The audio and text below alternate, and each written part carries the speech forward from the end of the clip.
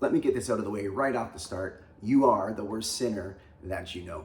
Pastor Jean Larroux says it this way: if the biggest sinner you know isn't you, then you don't know yourself very well.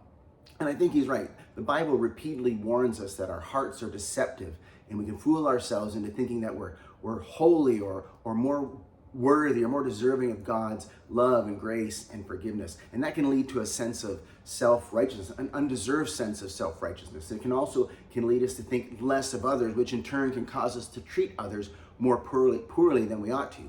Whether you recognize it or not, you are the worst sinner that you know. Now let me clarify before I offend you and you turn me off. You're the worst sinner that you know. You're not the worst sinner that I know. I'm the worst sinner that I know.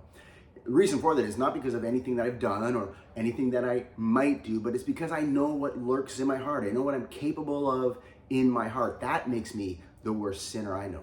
And you know what lurks in your heart and what you're capable of in your heart. Whether you admit it to yourself or to anyone else, you know what's in there, and that makes you the worst sinner that you know.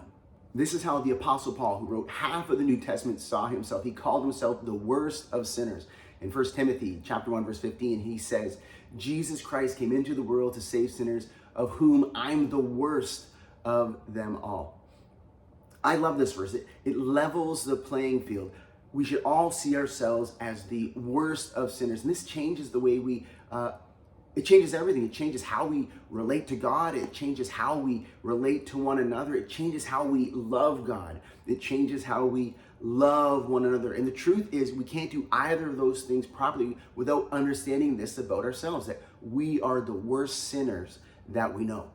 No matter how you or anyone else feels about you, you don't need or deserve any more or any less grace than the person next to you. We're all equally undeserving and desperate for grace. And thankfully, that's why Jesus came, to save the worst of sinners like you and me. I'll see you next Sunday.